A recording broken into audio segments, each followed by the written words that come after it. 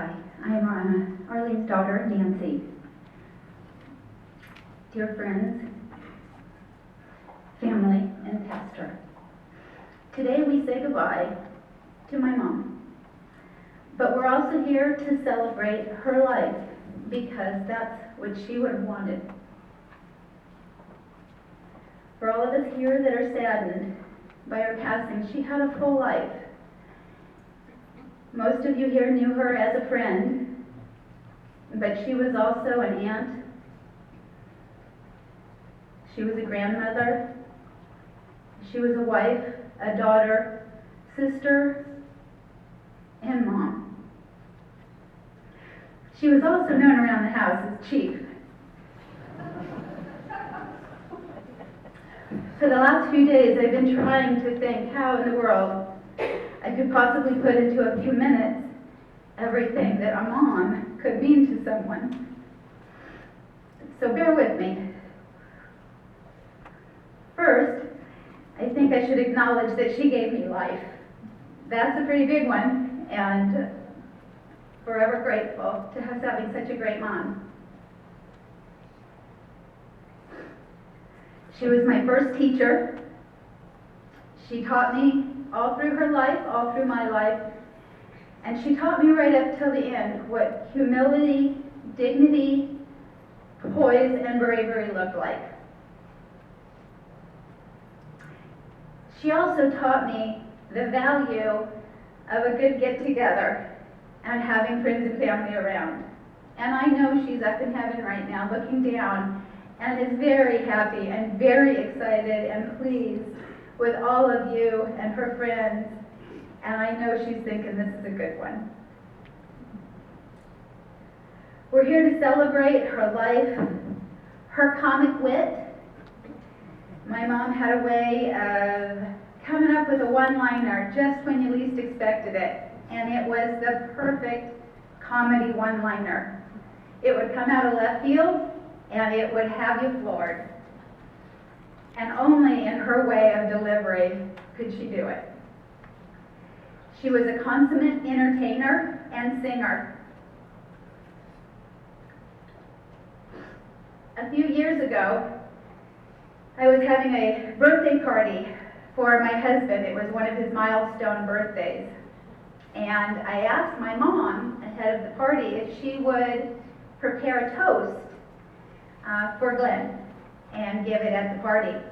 And she said to me, "Oh no, I could never do that. But what I will do is I will prepare a song, I'll make up new lyrics to a show tune, and I'll get up and sing it to him." Which seemed, seriously, what, is that easier? I don't know. But to my mom, that was going to be easier than getting up and saying a few words. So the party came along, and she did just that. She got up and she sang a song that she had written that was hilarious. It was a toast to my husband, and everyone there was blown away. In fact, they were so blown away, she was a very tough act to follow. Nobody else could quite get up and say much after she sang her song, her toast. But luckily, there was enough wine and alcohol, at this party to motivate people to get up and speak after she sang. In fact, she sang at our wedding.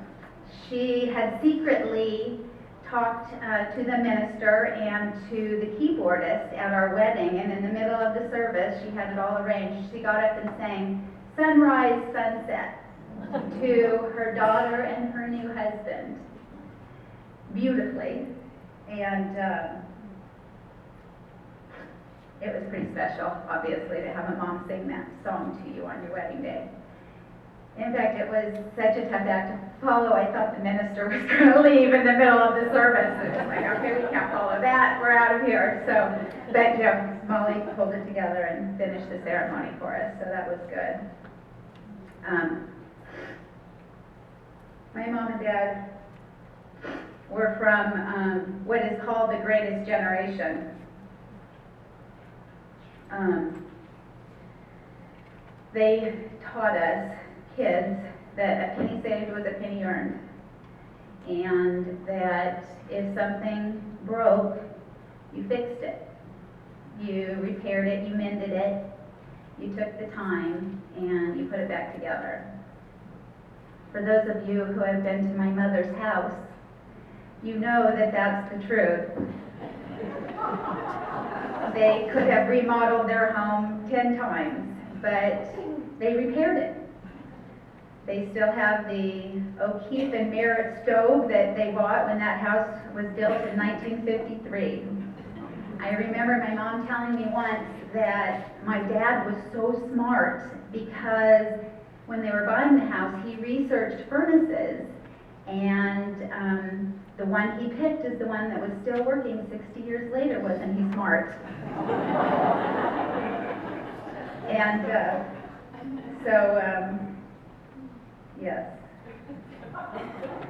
At one point, my husband and I remodeled our kitchen, and we were tearing out cabinets and taking out appliances, and, it was just way too much. The appliances were still good, Nancy, and I was like, yes, Mother, but they're avocado green. It didn't matter, they're still good, but they're avocado green, but they're still good, but they're avocado green. We went back and forth for days. It didn't seem to matter. We eventually remodeled the kitchen, and she still, to this day, wonders what happened to those appliances, because they were still good. But,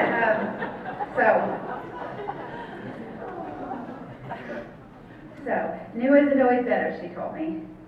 You can tell a lot by how people spend their money. And how my mom felt about appliances, she felt about her friends and family.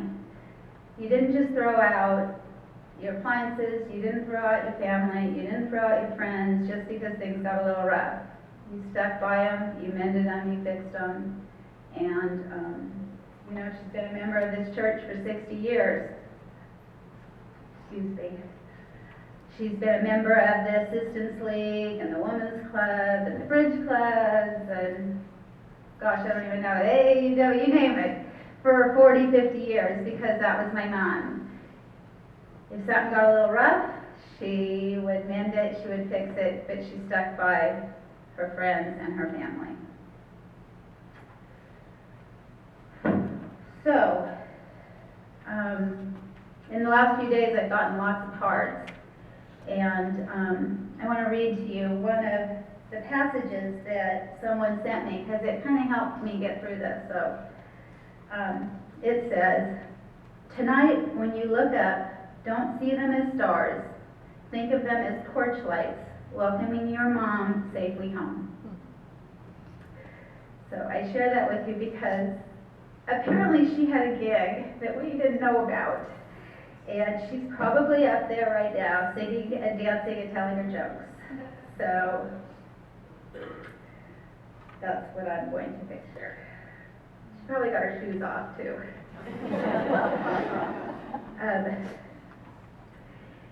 In the past few days, I've been going through some of her things, putting some stuff together, and I found a 7-page handwritten story of her life that she had written about 10 years ago. And it's so Arlene, it's so my mom. There are sections in it that are entertaining, and there's bits and pieces in it that are song lyrics written throughout. And I didn't know about it, my family didn't know about it, and it was written 10 years ago. So we printed out a few copies, and they'll be at the reception afterwards. But I wanted to close with the way she closed, because I think she would like that. So I guess to sum it all up, you all good friends, sisters, wonderful family, 4 children, 6 grandchildren, and my husband Ed. Dear Ed, with the marriage we had for over 50 years. This fun line from the musical Carnival. It's been a real nice clam bake, and I sure had a real good time. So thank you for coming. Thank you for loving my mom. She loved all of you so much. Her Downey community, her friends here, her family. And we loved her. So thank you. I would like to, I'm not doing a very good of doing the celebration of life, but if anybody would like to come up and do a remembrance, I would welcome you. Maybe something a little more lighthearted than I've been able to do.